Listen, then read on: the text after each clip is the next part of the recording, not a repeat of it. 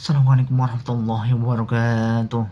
Syukur Alhamdulillah kita dapat berjumpa lagi di kajian Gesba, kajian Kiai Haji Ahmad Bauddin Nur Salim. Semoga apa yang disampaikan oleh beliau dapat bermanfaat dan barokah untuk kita semua. Amin, amin, ya rabbal alamin. Assalamualaikum warahmatullahi wabarakatuh. Bismillahirrahmanirrahim. Nahmaduka ya ghafuru ya syakuru. Masalli wa sallim barik ala sayyidina maulana Muhammadin wa ala alihi wa sahbihi asma'in. Nama ba'du. Perlu saya sampaikan, sanad ini harus muttasil, sehingga kita tahu bahkan cara tidur Rasulullah itu miring kemana, ala jambil aiman, kemudian madhab kiblat. Sebelum tidur beliau wudu, sebelum tidur lagi baca subhanallah 33 kali, alhamdulillah 33 kali, Allahu akbar 33 kali. Sebetulnya wiridan itu sanad paling kuat itu tentang mau tidur, meskipun ada riwayat dibaca setelah apa? Sholat. Jadi makanya kita al-jamu bina riwayaten, habis sholat ya baca itu, mau tidur ya baca itu. Nah, sebetulnya habis sholat sama mau tidur itu ngeri mau tidur, karena ini kan pemanasan mati, pelatihan mati, karena satu kondisi yang ada sudah tidak bisa ikhtiar. Tapi kayak apa Rasulullah? Justru kita kondisi yang nggak bisa ikhtiar itu pesannya Nabi apa? Kamu baca ini, in mutta kata Nabi, ada yang baca in mitta. Kalau mau berpikir potensi paling ngeri, bahaya paling ngeri adalah orang mau tidur, karena di situ kita tidak bisa apa-apa. Cara musuhmu mangkel beku ya karek nyembelih, cara bojomu mangkel beku ya karek ngobong kok ini TV ini. Anda usah merasa tidak akan mengalami itu, ya insya Allah enggak itu. Tapi dengan melihat di TV semua potensi itu ada. Untuk kowe turu ning kendaraan tangis-tangisnya akhirat. Terus takoki, Gusti kalau mau akhirat mau kecelakaan kan.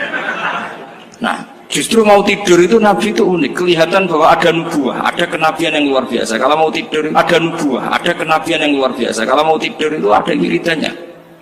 Saya termasuk orang yang fanatik baca wiridan sebelum tidur.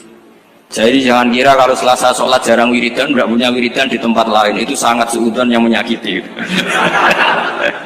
Saya punya cara sendiri untuk ingat Allah itu, terutama mau tidur. Sampai istri saya itu protes, Gus nak bersolat tahu mau nyekel tasbih habis tidur. Saya punya tasbih lupa jumlahnya, semuanya di kamar tidur. Ini sekaligus ijazah entah pamer kebaikan tidak tahu saya, pokoknya sudahlah husnudzon saja. Suudzonu iblis. Karena mau tidur saya pikir kalau tahu-tahu saya bangun terus ketemu mungkar nakir terus kayak apa. Sehingga Rasulullah itu ngajari kita luar biasa. Bismika wa du'tu jambi wa bismika arfa'u. Kalau mau tidur doa apa populernya apa? Bismika Allahumma ahya bismika amun. Hafalnya gitu tok. Saya hafal banyak. Allahumma rabbas samawati sab'i wa rabbal arsyil azim rabbuna wa rabbu kulli syai' falikal habbi wan nawa. Allahumma antal awalu falaysa qablaka syai' wa antal akhiru falaysa ba'daka syai' wa antal dhahiru falaysa fawqaka syai' wa antal batinu falaysa dunaka. So, itu tak baca sampai tidur. Saking kadang takutnya sama Allah, akhirnya nggak bisa tidur. Kadang sampai setengah 4 apa terus tidur baru setengah jam terus subuh. Jadi kalau melihat tren itu kayaknya saya bakat wali itu kalau trennya seperti itu terus. Tapi sayangnya tren seperti itu jarang makanya terus tidak jadi wali-wali gitu.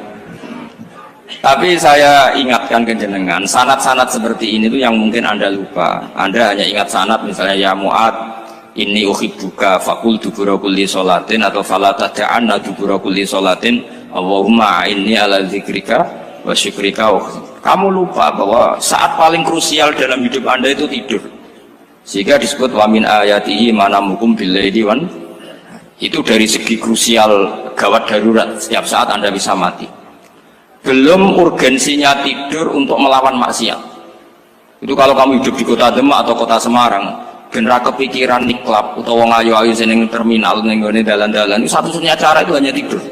Kowe nak melek tetap jelalatan tak jamin. Masuk ning ngarep masjid Demak nggo tasbih gede-gede. Pangeran bedelok wong liwat tuh eling barokahnya usul fikih adalah kita belajar dulu. Saya pernah musyawarah sama Gus Yofur tentang usul fikih. Usul fikih itu ada makalah mubah itu tidak ada. Sebagian ulama berpendapat mubah itu tidak ada. Karena setiap mubah saat itu Anda pasti meninggalkan keharaman. Itsma min mubahin illa wa yatahaqqaqu bihi tarku haramim. Tidak ada kemubahan kecuali saat itu kamu meninggalkan keharaman. Anda tidur, jadi Anda taroktal maksiat. Anda tidur berarti Anda meninggalkan maksiat. Enggak nyolong, enggak dugem, enggak zina, enggak maling, enggak ngerasani orang. Jadi tidur anggap saja, ya Rob, ya Allah saya mau tidur. Tidur itu ibaratun antarkil ma'asi. Jadi malaikat roket pate kandhani iki ra sekedar turu, ya kowe kudu ngerti iki ape ninggal maksiat. Hitung mulai saiki. Bismika Allahumma ya bismika. Namun ayo roket pate hitung, anggap ini kiat meninggalkan maksiat. Terus turun 6 jam berarti tidak maksiat 6 jam. Meskipun akhirnya maksiat karena bangun jam 7. Artinya maksiat ra subuh gitu. Tapi betapa krusialnya ulama. Ulama lah yang mengajarkan kita tidur itu rohatan lil abdan, untuk istirahat. Kita pulih lagi, bisa kerja lagi. Pak Bupati bisa ngantor lagi, Pak Kapolsek, Kapolres bisa ngantor lagi. Semuanya aktivitas tentara bisa ngantor lagi. Memulihkan kekuatan itu ibadah. Meninggalkan maksiat karena tidur juga ibadah. Tidur saja ibadah. Ini barokatnya umatnya Rasulullah Shallallahu Alaihi Wasallam. Senyaman itu. Coba kalau kamu jadi umatnya Nabi lain, wah itu beratnya bukan main. Dan itu sesuatu yang dimintakan Allah, dimintakan Rasulullah kepada Allah, yaitu Rabbana wa la tuhammilna ma la taqata lana bih. Termasuk la tahmil alaina isran kama hamaltahu 'alal ladzina min qablina. Jangan bebankan ke umat kami sesuatu yang seperti engkau bebankan pada umat dulu. Umat dulu itu kalau mau tobat, kayak umatnya Nabi Musa pernah nyembah anak sapi, itu yang pernah nyembah tobatnya dibunuh. Liyaqtulal bari'u minkum al mujrima, yang terbebas dari menyembah anak sapi disuruh bunuh yang pernah menyembah anak sapi. Fatubu ila bari'ikum faqtulu anfusakum. Mau beratnya kayak apa? Kalau orang sekarang tobat cukup soal Pak Rosid salami tempel 100.000, dipandu caranya tobat di hari istighfar. Nomor itu penting, nomor loro seneng kiai, seneng aku maksudnya kalimatnya jelas. Itu sudah. Pokoknya yang jelas nggak usah dibunuh, nggak usah apa? Nggak usah apa? Dibunuh. Sehingga tidurnya umatnya Rasulullah itu luar biasa, terutama tidurnya orang puasa. Tidurnya tasbih, tidurnya ulama juga tasbih. Karena dengan tidur itu kita tahu alamat kematian. Di mana kita masih di dunia saja punya kondisi di mana kita tidak bisa menentukan diri kita sendiri. Dan itu awal dari kita mengimani la haula wala quwata illa billah. Segagai koyok ngono ternyata ada kondisi di mana kita tidak bisa mengendalikan diri kita sendiri. Makanya disebut wa min ayati manamukum billaili wan nahar. Yang bisa menganalisis itu siapa? Ya ulama. Ulama kok tahu karena punya sanad musalsal ila Rasulillah sallallahu alaihi wasallam. Sehingga uniknya kenapa tidur itu sakral?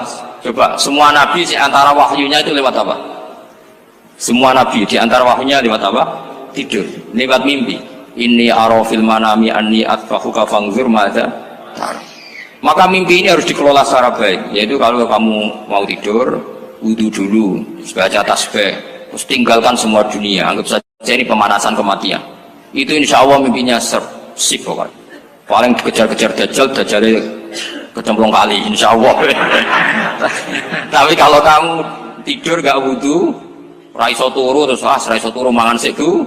Raiso turu terus raiso turu mangan sik ben warak ben iso turu. Insyaallah dikejar dajjal kecekel. Akhirnya ngelindur tak karu-karuan karena tadi. Nah, sanad seperti itu yang punya siapa? Hanya ulama. Ada lagi satu contoh, ini sudah hampir 20 menit Ustaz. Itu saya pernah ngaji Duraru Kalami Syafi'i, mutiara-mutiara ngendikan Imam Syafi'i. Itu ulama itu mesti ngendikan itu unik. Tadi saya sudah cocokkan sama Bupati, tak tanya, Pak Bupati saya ini punya ilmu dari Bapak, mungkin pas untuk jenengan pakai. Kata Bapak, urip itu podo ya, ngadepi konco, mek musuh itu podo ya, malah kadang ribet konco. Dulu saya itu iskal itu janggal. Tapi setelah ngaji Duraru Kalami Syafi'i yang ada di Muqaddimah kitab Majmu', Muqaddimah Syarhul Muhadzab Imam Nawawi, Imam Syafi'i ngendikan gini, man ahsana ilaika faqad qayyadaka. Wong ngapiki kowe nyancang kowe. Kayak Pak Rosid itu apian bae kok. Kene sarang sowan mampir, gayane apian, jebule nyancang. Awas nak teko ning Demak. Itu faqat qayyadaka, nyancang kowe. Tapi waman asaa ilaika faqat atlaqaka. Wong sing eleki kowe iku penak bebasno kowe. Kowe tau diutangi wong kancamu ta musuhmu? Sing biasa utang kowe lho. Kanca. Kowe numpak mobil ketemu musuh enak ra usah nawani, nek ketemu kanca monggo bareng. Sing ngel-ngelo kowe kanca atau musuh? Artinya gini, konco ya barokah, nggo perjuangan, musuh ya barokah mergo ora tau utang. Jadi segampang itu ulama melihat kehidupan itu. Man ahsana ilaika faqad qayyadaka wa man asaa ilaika faqad atlaqaka. Jadi akhirnya kita hidup tuh berkah terus. Di konco ya enak kata Solo, di konco Gus Zofur, nak kalau buatan sakit fikih musyawarah, ora iso tasawuf musyawarah. Di konco Pak Rosid, konco rai sederhana. Pokoknya duit. Tadi kurang contoh. Kalau rai Arab kan nggak sederhana, Pak. Wajahnya mewah terus. Ekonominya juga sederhana. Saya sama Rosid sama-sama gak kaya. Jadi ada yang contohkan kan Gus Zofur sama Gus Baknya ngebis. Memang saya sering sama Gus Zofur ngebis sampai sekarang masih sering. Bukan karena miskin yang jelas itu pilihan itu. Jadi ulama itu segampang itu melihat kehidupan. Saya termasuk kiai muda yang nggak takut mati, bukan karena yakin di surga gitu, karena saya sering baca berdoa. Allahumma ya Allah, kata Rasulullah, kamu harus berdoa ya Allah, ij'alil hayata ziyadatan li fi kulli khairin wal mauta rohatan li min kulli syarrin. Mungkin sekarang kita ada zina, mungkin sekarang kita ada korupsi, mungkin sekarang kita ada maling, tapi potensi itu tetap ada. Yang bisa ngakhiri itu apa? Kematian. Maka anggap saja kematian itu rohatan li min kulli syarrin, semua mengakhiri semua keburukan. Kayak apa Rasulullah memandang kehidupan? Kalau kamu masih hidup, anggap saja ziyadatan li fi kulli khairin. Saya gara-gara hidup saudara kersane Pak Rosid ngaji di sini. Ikhlas Pak Rosid itu sangat ikhlas. Saudara senior kula dipaksa nggih gelem, diintimidasi nggih gelem. Wah itu barokah.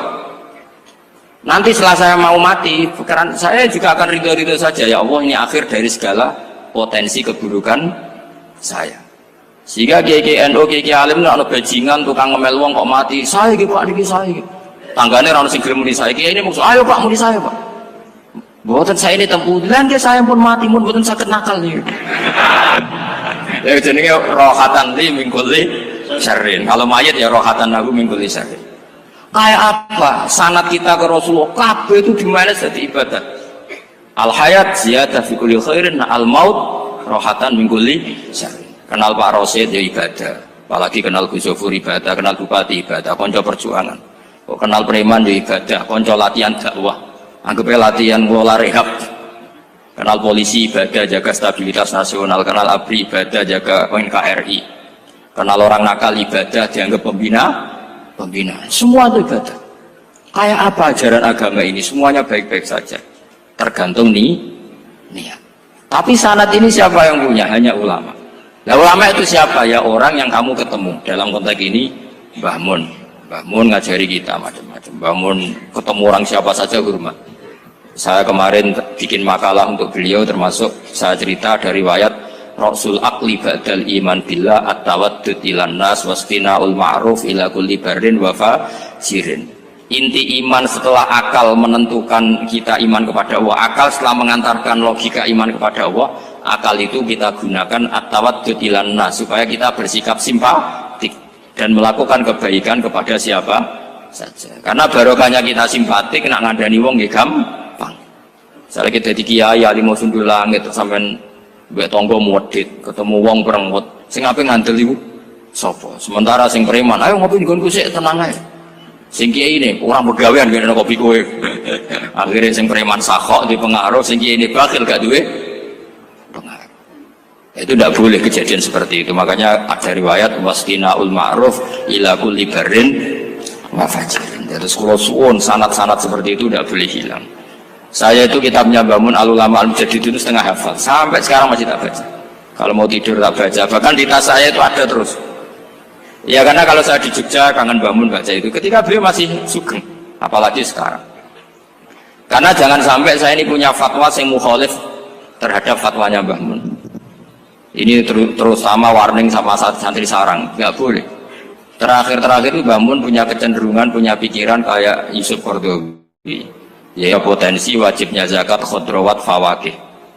Menghentikan gini sama sih ingat ketika ngaji sama Gus Zofur Pak Rosid kalau bangun guyon wong desa iku wis melarat gegere nganti kaya akeh wae bangun hanya untuk nunggu gegere macul nganti kaya akeh gara-gara sing ditandur pari wajib zakat. Wong Sulawesi nandure kakao cengkeh, zaman iku cengkeh joyo berhubung ora akut gak wajib zakat padahal kaya. Jadi fenomena itu sering diutarakan beliau. Lama-lama beliau ngarang di Al-Ulama Al-Mujaddidun, beliau mengutip pendapat Ibnu Katsir, tentu di era modern kayak Yusuf Qaradawi. Sebenarnya Yusuf Qaradawi sendiri bukan mujtahid, dia yang muqallid juga. Kata Ibnu Katsir, wa mimma akhrajna lakum minal ard, yang harus dizakati adalah ma itu umum, apa saja yang keluar dari bumi. Maka kecenderungan Mbah Mun akhir-akhir itu bu'yau fawaqih khudruwat itu dizakati. Tapi beliau tentu tidak ilzam ya, karena beliau sangat syafi'i. Tapi ini kan saran yang baik lah menurut saya. Apa susahnya sih jadi wong lomo gitu. Wong jadi wong medhit kok bila-bila. Lah nek kowe takok takdire ndi Gus, nek khudruwat fawaqih melon kakao tebu wajib zakat. Takdire iku lomo iku apik, medhit iku elek, ngoten mawon.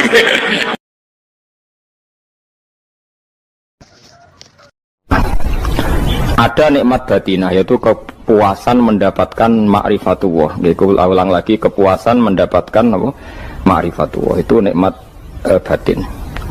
Baik yang terkait Allah maupun terkait logika-logika tasawuf. Terkait Allah misalnya gini, misalnya kulo mikirnya. Kulo nu bolak-balik matur niki, berkali-kali di tempat ngaji ini. Kimki jenane eling, mboten gadah masalah ingatan ini eling-eling. Eling-eling tenan. Wong nak soleh, ya soleh, soleh. Cek soleh mulai cilik, cek soleh dadakan ke husnul khotimah. Pokoknya apa? Soleh. Niku nak mati, niku bumi ku nangis. Nangisnya bumi ku kekurangan utawi kalong wong sing sujud ning ndekne. Ya Allah Gusti, biasanya wonten tiyang niku sujud teng nggen kula, dia berperilaku baik teng nggen kula, sakniki tiyang niku mun jenengan ambil, nangis bumi. Saniki sing urip karek bedua-bedua, damel narkoba, damel ngefly, damel macam-macam lah. Itu nangis bumi. Langit semeneng. Gusti matur nuwun Gusti, orang itu saya tunggu lama, sekarang sudah engkau angkat ke tempat kami. Maksudnya diangkat teng langit. Sing bumi nangis, sing langit apa? Seneng. Nah kemudian kita berpikir begini, bumi kok iso nangis ku piye? Nah itu terserah sampai apa termasuk ulama zahir apa termasuk ulama batin. Kalau ulama zahir mengatakan bumi nangis itu mau kinayatun anil husni, pokoknya pantasnya bumi itu susah, wong kelangan putra terbaiknya. Tapi nak cara ulama-ulama hakikat yang mengenali sekali betapa kudrohnya Allah, betapa kudrohnya Allah itu tidak terbatas.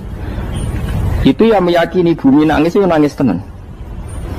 Misalnya ngaten kalau tak terang normalnya ya. Kowe bayangno dadi Nabi Adam, ngrungokno kowe. Kowe bayangno dadi Nabi Adam. Nabi Adam tenan maksudnya.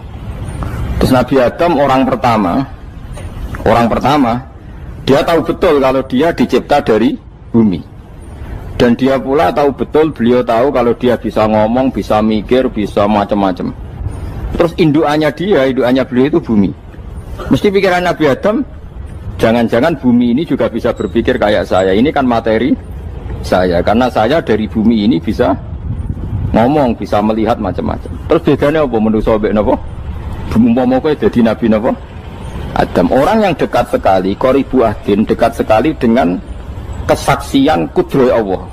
Gini ku dekne roh nak materine kok bumi, dan dia orang pertama yang orang lali kamane. Tapi ketika sudah ribuan orang, mungkin jutaan orang lali, seakan-akan bumi itu tidak jenis dari kita. Bumi adalah hal yang berbeda dengan kita. Kita manusia berakal, bumi itu benda mati. Terus kowe katut wong goblok-goblok, bumi itu benda mati. Sajane ya rada kriminal wong Islam muni bumi itu benda mati. Enggak bisa berpikir, yang bisa berpikir hanya manusia. Itu kengawuran-kengawuran yang kita ciptakan sendiri, kita wariskan turun-temurun. Umpama kowe iku dadi ulama, ngomong ngono iku isin. Bumi nggak nyekseni kue sujud, banyu nyekseni mbok pangan, mbok ombe kanggo sujud. Semua itu bersaksi tentang kita. Ya, karena sama tangklet kulo, cara melogika gimana? Begini, tawari coro gampang-gampangan ya. Tawarai tauhid sing kasyaf. Tauhid ini yang dawe Sayyidina Ali lau kusifal khoto umastatu yakinan. Umpama somben tutup-tutup iku dibuka, akulah imanku ora tambah mbek pangeran. Karena tren dunia dan akhirat sama. Zaman yang dunia ya Allah ala kulli saing kodin, kok zaman yang akhirat ya Allah ala kulli saing.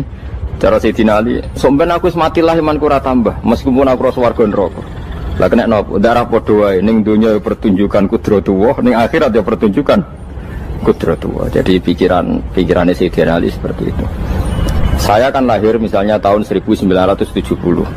Berarti mulai Nabi Adam itu saya kan nggak ada. Ngerti-ngerti ada. Saya mengira waktu zaman tidak ada itu panjang apa cepat? Cepat, karena kita tidak melalui itu. Ujuk-ujuk wujud. Kadang kalau mati ya wedi kan. Mau mati jebule kiamat 1 juta tahun kasih apa nang kuburan. Maksud Khalillah itu. Makanya aku ya ora roh, tak tinggal turu sakmono kan yo nglilir. Nang nglilir terus nang ndi terus. Apa mlaku-mlaku nang donya apa piye nak turu ya kok ngani ngoyo turu kok ribuan tahun lintas. Terus ya apa jajal? Sampeyan tak takoki, misale sampeyan ning kuburan iku apa? Apa ngadepi muka nakil tukaran terus itu keselen tukaran kok nopo ratusan ribu mungkin. Nah terus kita dilatih. Kata Sayyidina Ali gampang latihan seperti kata Sayyidina Ali apa gampang udah jadi wong alim. Pada akhirnya kita ini aku zaman urip yo ora roh karepe, ngerti-ngerti urip, mati yo ora roh karepe. Pas mati sampean petangin dah yo ora roh karepe. Pokoke wa matar sauna illa ya syawah. Makanya masyhur itu dia ketemu orang ateis. Dia orang ateis itu anti Tuhan, anti Tuhan maunya. Dia ditanya, lalu kamu hidup itu karena siapa? Ya gak tahu hidup. Lalu kamu mati yang menentukan siapa? Ya gak tahu kalau tahu mati. Ya berarti Anda gak bisa menentukan diri kamu sendiri. Akhirnya dia netas. Ya ada yang menentukan. Lah ya ada yang menentukan itu dalam Islam disebut apa? Allah disebut kalimatu haqqin alaiha nahya wa alaiha namut. Jadi kalau maknanya itu kalimat yang benar-benar nyata, yang karena kalimat itu pula kita mendapat kehidupan, yang karena kalimat itu pula kita mati, yang karena kalimat itu pula kita akan bangkit lagi. Itu yang makna hakikat.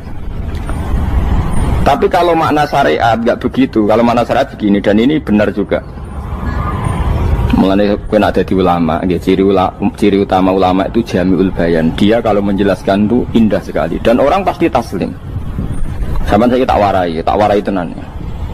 Sama kan biasa wiridan la ilaha illallah kan biasa. Mulai mimpin tahlil sampai kepeksa mergo do tahlil melok, sampai sing darani bid'ah akhirnya ya melok tanggane napa? Tahlil. Soale wae. Kata Ibnul Qayyim Al-Jauziyah dalam kitab Zadul Ma'ad. Kitab Zadul Ma'ad itu kitab kesayangannya Sayyid Abdul Al-Haddad. Sayyid Abdul Haddad itu pengarang kitab Zadul Ma'ad.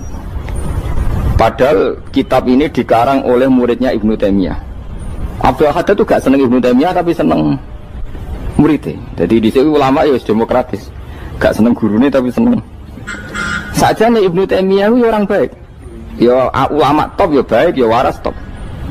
Tapi ngerti-ngerti Wahabi itu identik dengan Ibnu Taimiyah. Akhirnya ulama ahli sunnah penyebut itu terus izin. Mulane kiai-kiai ra ono sing dalil kok Ibnu Taimiyah mergo dicap Wahabi. Padahal Ibnu Taimiyah wong alim. Di kitab-kitab kita termasuk Syekh Muhammad piyambak nanya Ibnu Taimiyah qala Syekhul Islam lho qala. Tapi kan ini sudah milik Wahabi sehingga kita ini terus akhirnya gak gelem nyebut. Jadi kitab koyo dalil fastabiqul khairat iki apa par iki dadi dalil yo dhewe-dhewe. Wah parah tenan wong-wong. Dulu saya melihat orang nggak kunut itu ya biasa. Mergo saya sebagai wong alim ngerti iku mazhab Abu Hanifah. Saya kira arah kunut Muhammadiyah. Kita ini sebetulnya ahli ilmi nggak tahu kunut itu mazhabnya siapa kita. Itu mazhabnya Abu Hanifah, yang kunut mazhab Syafi'i. Tapi tahu-tahu iki mazhab NU, iki mazhab Muhammad. Mana ada orang-orang ini bisa punya mazhab? Ngalime sepiro nganti dadi nopo? Mazhab. Tapi wis dadi bahasa, wis dadi nopo? Wajo kabeh jane. Mas repot-repot. Tak warai iki. Sampeyan ben nglafal la ilaha illallah iku keren ya, keren tenan mboten keren-keren. Ngendikane Ibnu Qayyim Al-Jauziyah itu gini. Min asliha khuliqatil jannah wa min asliha khuliqatin nar. Terus wa min asliha khuliqatid dunya wa min asliha bu'isatir rasul wa min asliha qatalar rasul. Wah, terus sampai sekarang saya tak bedai. Surga itu kan digawe kelas VIP. VIP mewah. Terus dari rugane widadari dulu kan nak mini tersebut. Kira 70. Wahyu kabeh ora ono sing kriting, wahyu kabeh. Wahyu kabeh terus gak tahu delok wong liya. Kadang bojo kita wis elek sik delok. Oh ya, widadari sifatnya maksuratun fil khiyam. Jadi gak tahu keluyuran ning ndi. Wayu kabeh. Lek. Surga yang semewah itu selek itu ya bagi mereka sing nglafadzno atau yang menerima la ilaha illallah. Neraka sekarang dibikin dalam itu. Jari Abu Hurairah neraka itu tes-tesane benda kamu jatuhkan ke neraka itu untuk sampai ke bawah itu nunggu 70 tahun. Kila 70.000 tahun. Dikena HP mu mbok ceblok nang neraka iku cebloke ngenteni 70 tahun. Betapa dalamnya, ngentekno bego piro ya bayang misalnya. Oh itu kontraktor mana saja tidak sanggup itu disuruh ngeduk kedalaman neraka.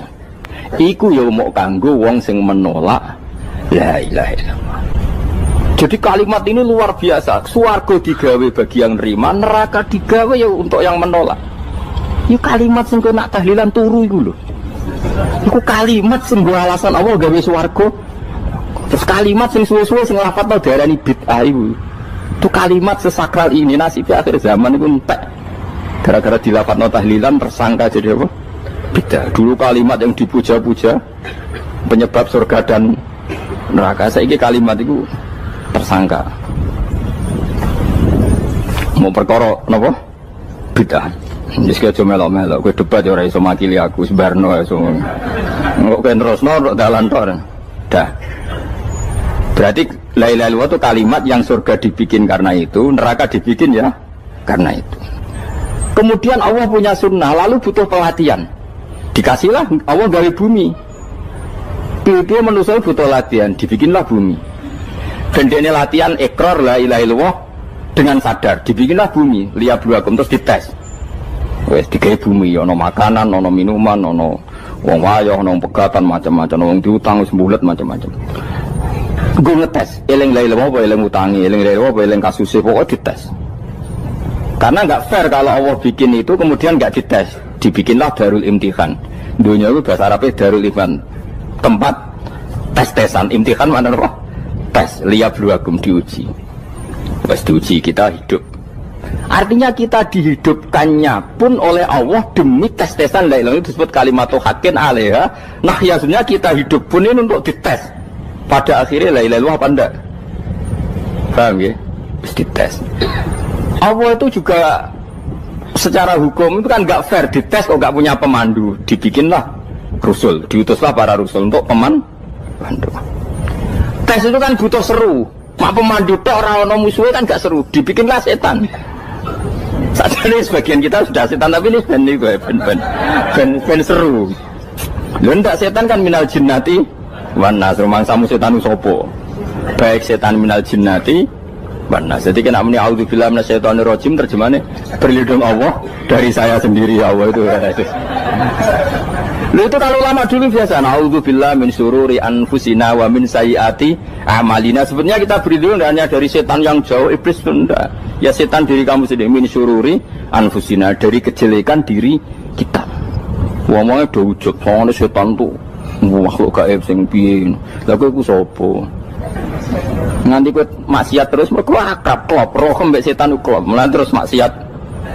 Dah. Allah ngutus pemandu yang ngecul setan dan fair. Napa? Fair. Jadi semua darul ibtila ini juga demi kalimat. Nah, makanya disebut kalimatul haqqin sing alaiha nahya. Kita hidup ya demi mendapatkan kalimat itu.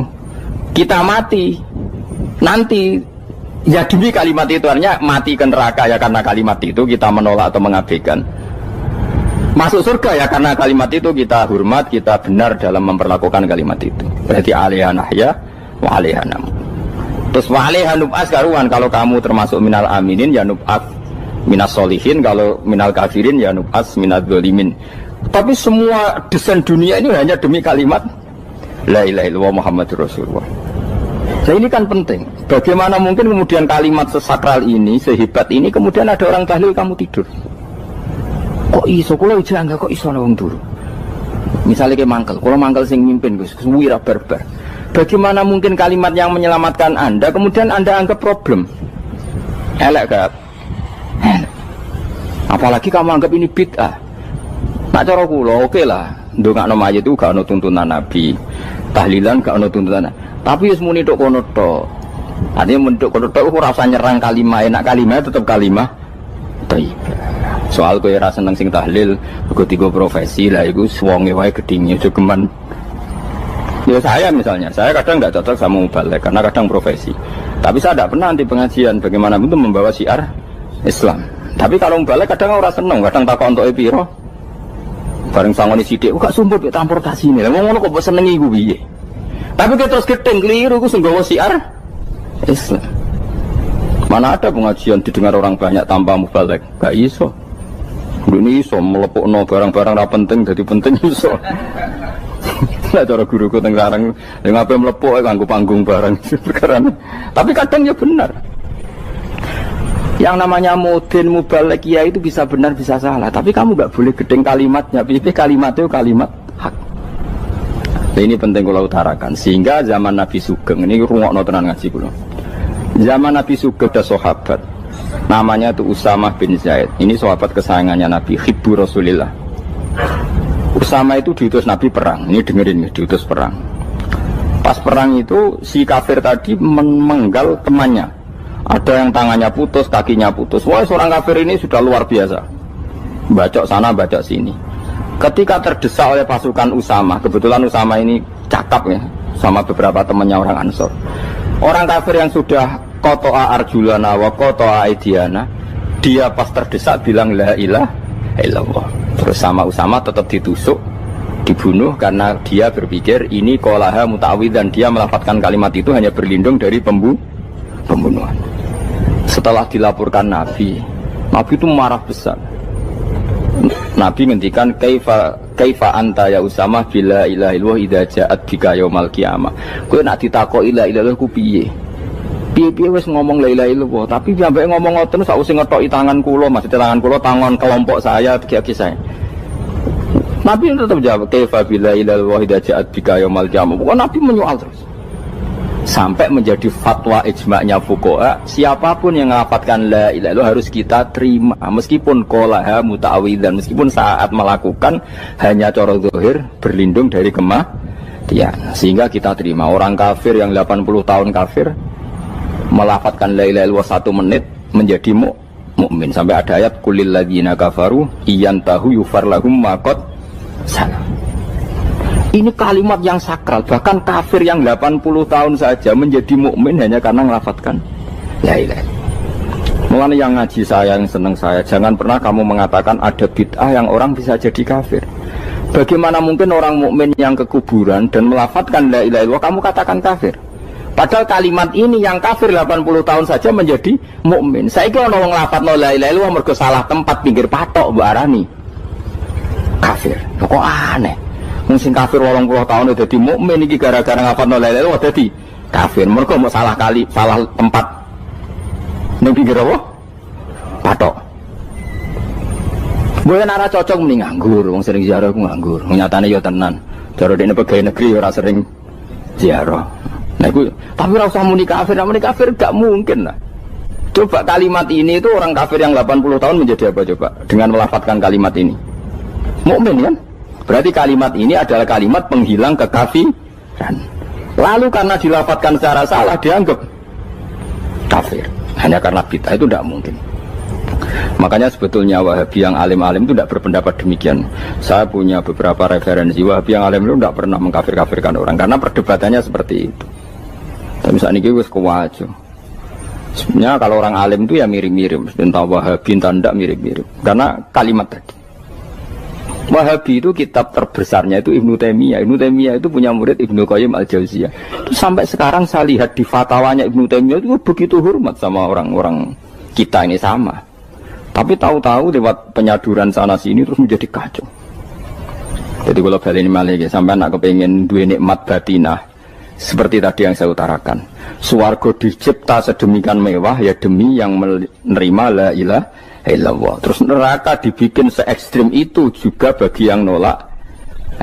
Kemudian dibikin daru pelatihan yaitu dunia ya karena kalimat berarti kalimat itu luar biasa.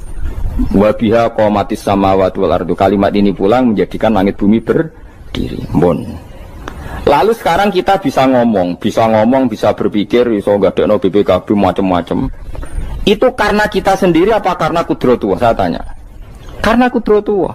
Kalau karena kudratullah, apa susahnya Allah bikin kemampuan tanah ini nangis, tanah ini susah.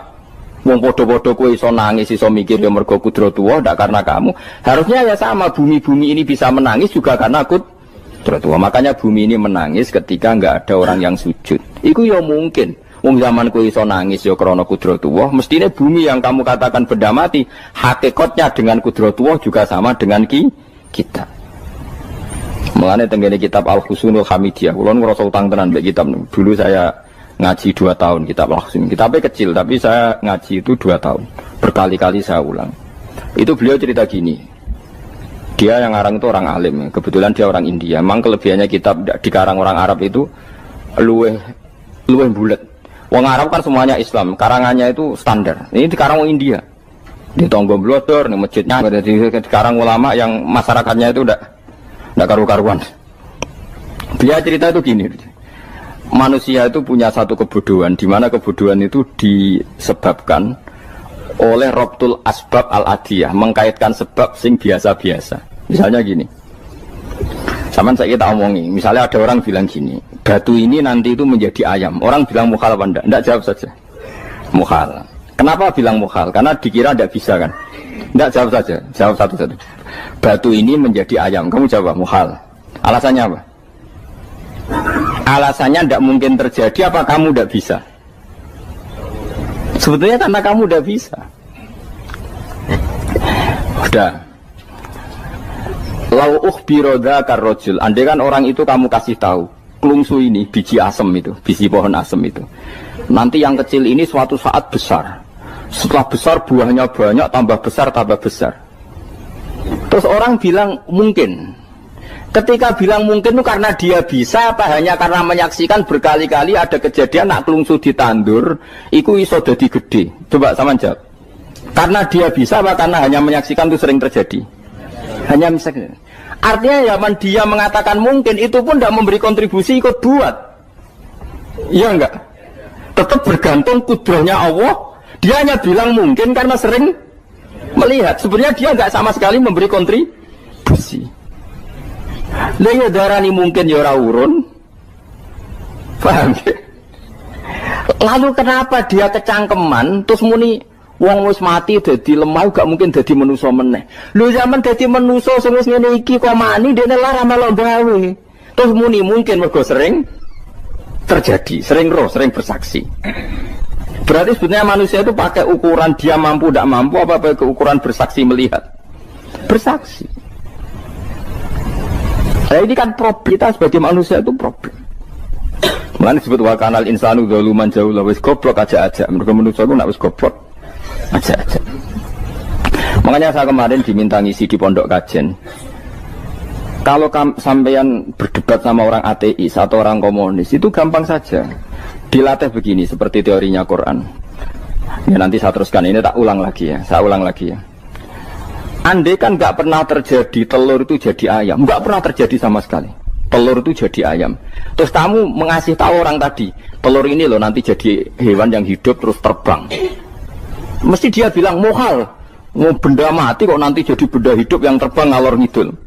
Berhubung sering terjadi dan dia pun tidak ikut bikin, bilang mungkin. Paham? Saya ulang lagi ya. Berarti dia bilang mungkin karena sering apa? Terjadi dan dia lihat. Andai kan pertama kali nggak ada telur sama sekali yang jadi ayam, terus pengalaman pertama di dunia belum pernah terjadi. Kamu kasih tahu telur ini nanti jadi ayam terus terbang. Orang ini bilang muhal enggak? Muhal. Berhubung sering terjadi bilang enggak? Nah berarti kita nanti bangkit dari kubur gampang saja bagi Allah. Cuma belum pernah terjadi kamu mengatakan muhal. Nah makanya otak kita harus dibenahi. Makanya jogeman percaya ambek yang pernah kita lihat, yang sering kita lihat. Percayalah dengan akal, tapi akal waras deh. Karena waras itu serempet tatanannya wangil. Makanya Islam itu melatih. Qul falillahil hujjatul balighah. Misalnya begini ya, dulu kalau Gerwani atau PKI atau siapa saja lah, itu kalau melatih anak-anak TK, makanya seorang ulama harus punya kecakapan penjelasan ibanatul ahkam. Itu anak-anak kecil dilatih. Anak-anak kamu terpejam, mintalah manisan sama Allah. Ya Allah saya minta manisan, saya minta permen. Terus disuruh buka, dapat nggak anak-anak? Nggak dapat bu. Wah berarti Allah nggak ada. Sekarang minta sama bu guru.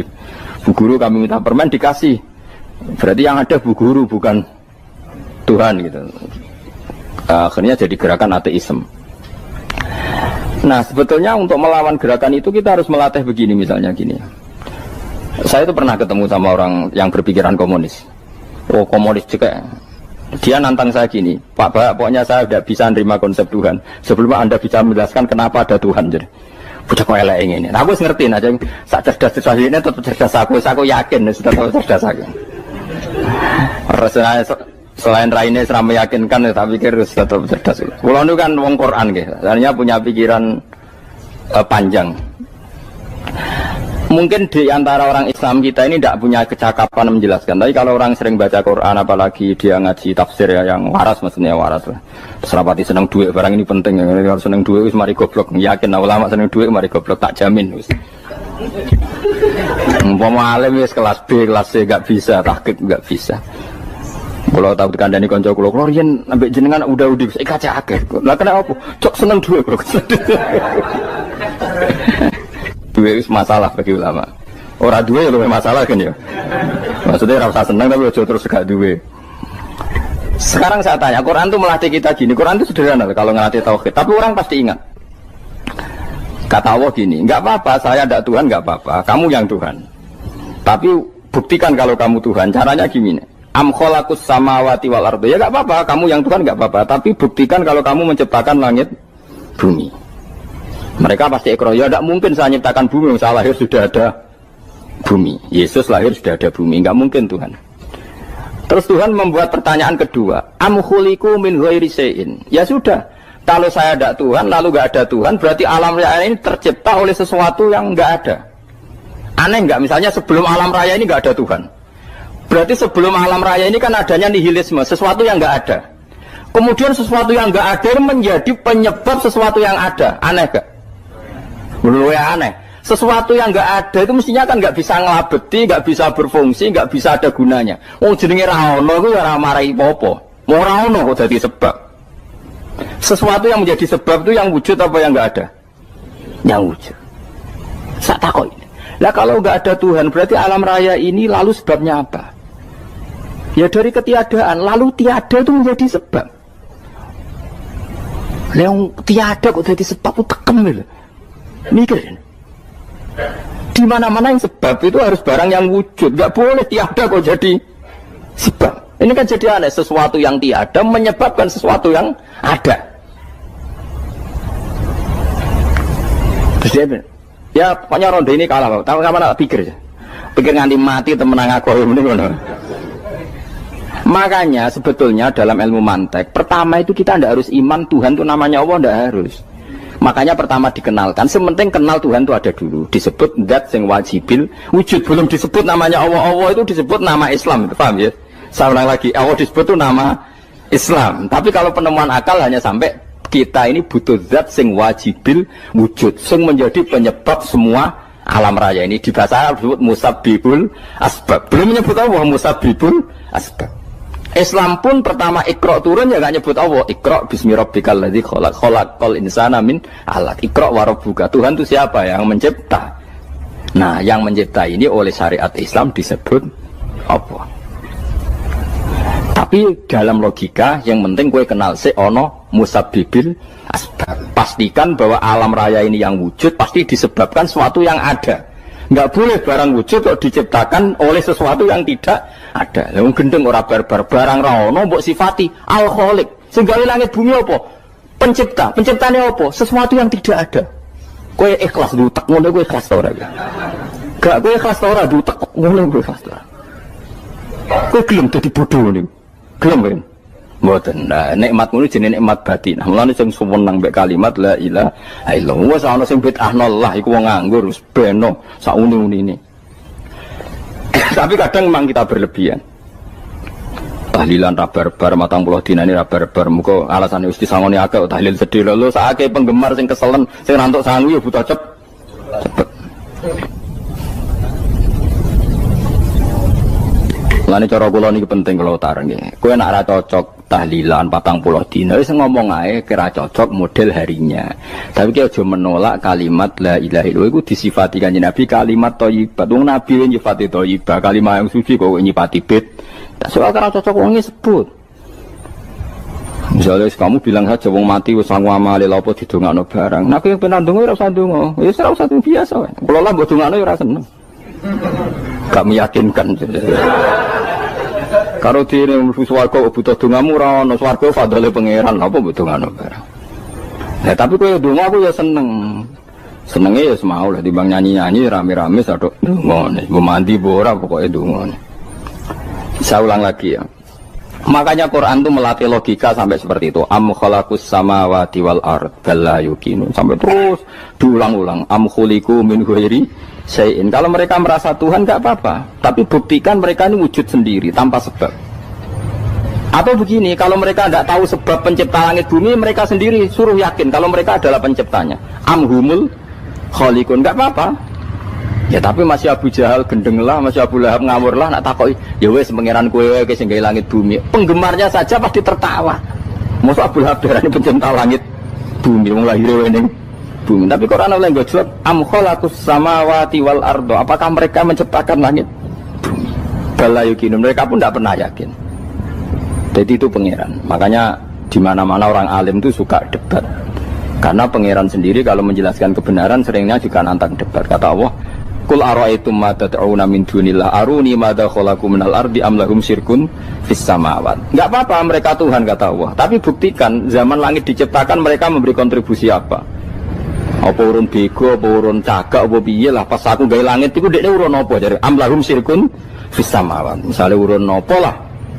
Urun tol ta urun apa lah. Itu pangeran. Mereka kan pasti menjawab enggak. Terus itu nih di kitab min qabli hada. Kalau kamu nggak percaya Quran sebagai kitab, nggak apa-apa. Tapi buktikan kamu punya kitab tandingan. Nggak, mereka nggak punya juga. Atau gini, nggak usah Quran, nggak usah sakralan. Au asarotim min ilmin, atau kajian ilmiah yang membuktikan bahwa Yesus itu Tuhan, atau yang membuktikan bahwa berhala itu Tuhan. In kuntum shodiqin, nggak apa-apa kalau kamu benar, buktikan. Nah itu makanya semua nabi itu punya kecerdasan. Karena tadi nabi kadung nantang itu nih di kitab min qabli hada au atharatim min ilmin in kuntum shodiqin. Tapi sekarang orang alim soleh itu jarang. Yang ngono ngerung soleh rapati ngalim, nggere sing alim biasanya rapati soleh. Ulan itu masuk rontok-rontok ya rontok soleh ya rontok, tapi lumayan masih menjaga hujjatullah tadi. Sebab itu ulama dulu mengajarkan Allah itu siapa? Disifati zat sing wajibil wujud. Karena alam ini kadung ada. Kalau alam ini kadung ada, pasti penyebabnya sesuatu yang wujud. Tapi kalau wujudnya mungkin, bahaya. Wong sing gawe wae wujudnya terima mungkin bisa wujud bisa tidak. Makanya dipermanenkan yang gawe alam ini zat sing wajibil wujud. Sing wujudnya wajib. Wajib itu nggak bisa nggak pasti wujud. Nah terus kita kenal itu namanya khaliq, itu musabbibil asbab, itu khaliqul asya. Lalu oleh Islam zat yang demikian itu disebut Allah. Terus jadi la ilaha illallah. Nah orang yang bertauhid gini tentu punya kenikmatan batin yang luar biasa. Sehingga saya bayangkan nanti mati yang ngono biasa wae kan. Gusti zaman kula teng donya ora melok ngatur oksigen, ngatur nyawa, apa mati ndak ra ngoten. Mulai dari Siti Ali, jenengan jenengan nak mati tambah pinter apa biasa? Ya biasa wae.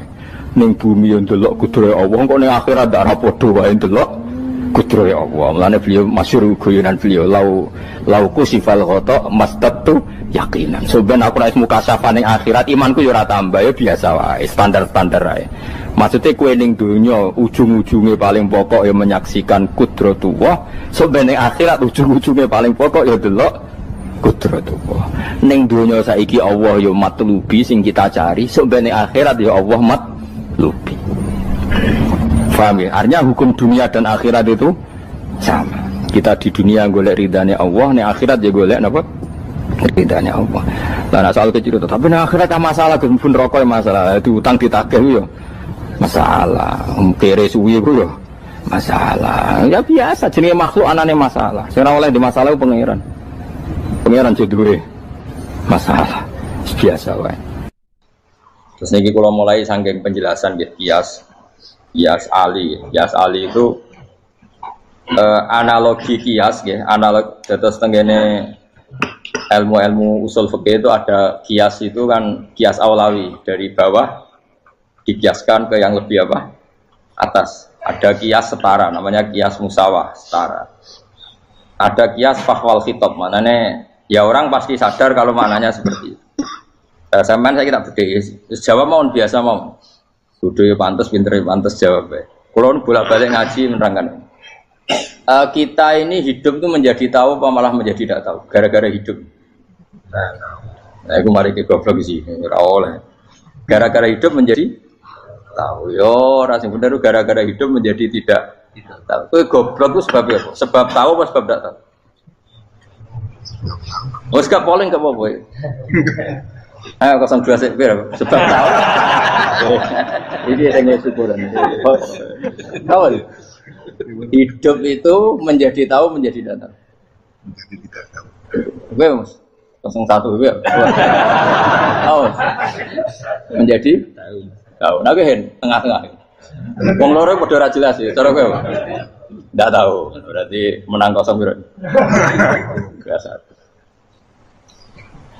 Tawari ilmu hakikat ya. Jadi awal syaratnya jadi wali. Meskipun jadi wali ku yo angel tapi tak warai mukadimah napa. Jadi nak bar iki urung wali cek apa? Mukadimah. Nah, sekarang misalnya gini, saya mau minum teh. Jadi saya melihat teh. Saya minum teh. Karena saya fokus minum teh terus anak saya main di sekeliling saya, anak saya kecil misalnya. Terus jatuh. Saya ini dianggap bodoh kan? Bodoh kan? Gara-gara mau minum teh fokus saja membiarkan anak jatuh. Yang andai kan saya tidak fokus minum teh, mungkin anak saya terkontrol. Terus ngerti ada cilik kan potensi apa? Begitu juga dunia. Gara-gara kita delok babunan ayu-ayu, delok gemerlapi dunia politik, delok hal-hal yang enggak penting, akhirnya melupakan hal yang penting. Sekarang misalnya Allah itu Ar-Razzaq, pemberi rizki, Allah itu Al-Mudabbir sing ngatur dunia. Gara-gara Fauzi terus meyakini satu makhluk apa yang nyelametno Indonesia. Ini kan dari iman kepada Allah menjadi iman kepada itu tidak boleh sih. Iman ya mbek pangeran. Jadi dunia itu biasa wae. Oh, nomor itu kok iso nentokno. Cuma ya tetap berorganisasi secara duniawi, tapi tetap sih menentukan. Iku rungokno tenan awas. Nah, karena kita hidup, maka menjadi tidak tahu. Kita tahu itu menjadi tidak tahu. Surgono sehingga nanti tak terangkan sekian dalil dari Quran dan hadis. Gara-gara saya fokus minum teh, terlena mau ngopi, wah sena isu-isu ngopi. Gara-gara terlena itu anak saya jatuh, menjadi tidak tahu. Begitu juga dunia. Makanya Allah sering memberi nasihat, fala taghurrannakumul hayatud. Kamu jangan tertipu oleh kehidupan dunia. Ibaratnya Allah menimpi direm, dat paling penting, paling pokok. Tapi kamu abai. Kamu bilang jabatan penting, teman penting, mitra pejabat penting, komunitas penting. Kamu sampai lupa bilang nah Allah itu lebih penting. Nah, ini sudah mulai kena hijab. Nah, orang yang kena hijab ini nanti tidak bisa masuk surga karena Allah duka dengan duka marah besar. Allah ngendikan kalla innahum ar-rabbihim yauma idzil lamahjubun. Orang-orang ini nanti ketika di akhirat terhijab dari saya. Karena zaman yang dunia ora tau roh aku. Kenapa kok terhijab? Justru karena ada yang diketahui. Justru ada yang diketahui. Contoh paling mudah itu copet atau lonte atau koruptor atau apa saja. Misalnya nyuwun sewu orang jadi copet itu kan nomor 17 atau misalnya jadi pekerja seks nakal itu kan nomor 17 atau 18. Hanya karena pernah mendapat rezeki dari judi misalnya atau dari transaksi yang haram. Terus dia bilang gini, aku nak jadi copet mangan kopo. Aku nak judi mangan kopo. Aku nak gak jadi wong nakal mangan kopo. Padahal dia 17 tahun nyatanya bisa makan, birizkillah apa? Tapi pernah merasakan 1-2 bulan dari rezeki haram, dia menvonis seakan-akan tidak bisa makan kecuali dari rezeki haram. Ya itu tadi gara-gara tahu nikmatnya uang yang sepintas lewat haram, nyopet atau korupsi, terus menafikan nikmat-nikmatnya. Jadi dari tahu nikmatnya nyolong atau korupsi menjadi tidak. Makanya kalau dalam ilmu tasawuf itu gini Fatwalian, manusia sekarang itu tidur, kalau mati baru bangun. Jadi cara ilmu tasawuf itu Annasu niyamun wa idza matu intabau. Mungkin ada yang hafal tapi ra paham. Jadi rata terang. Annasu niyamun wa idza matu intabau. Manusa kabeh sak donya iku turu. Nek mati lagi tangi.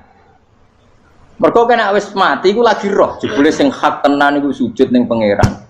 Sing hak tenan iku subhanallah walhamdulillah. Sing hak tenan iku muni Allahu akbar. Kayak zaman yang dunia dintekno kowe ngomong, Amerika super power.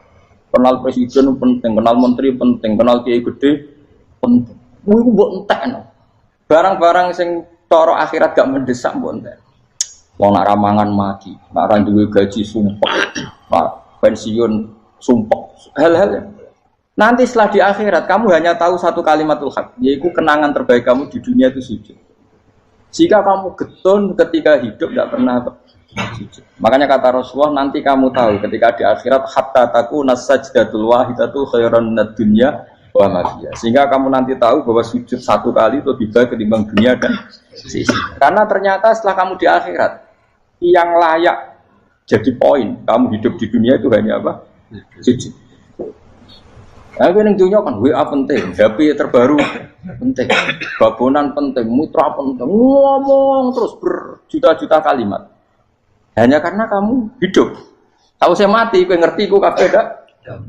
Maka ilmu kamu itu setelah mati, lagi ilmu terlambat. Napas ilmu mau terlambat itu Allah duka. Kalla apa alhaqumut takahatu hatta zurtumul qabir. Kalla saufa ta'lamun. Summa kalla. Terus kalla law ta'lamuna ilmal yakin la tarawun al-jahim. Pas kowe ilmumu wis bener, Gusti ternyata penting sujud teng jenengan, ternyata penting jenengan Allah. Pas roh pas wayang mlebu neraka, kok wis kecewa. Ya saiki tapi wayang mlebu neraka, roh wis terlambat. Mane tak waris saiki ben ora roh pas wayang mlebu neraka. Kalau nak roh terlambat, pas roh wayang mlebu. Sehingga ketika Allah melehno wong kafir, melehno itu mencibir orang kafir. Kata Allah begini.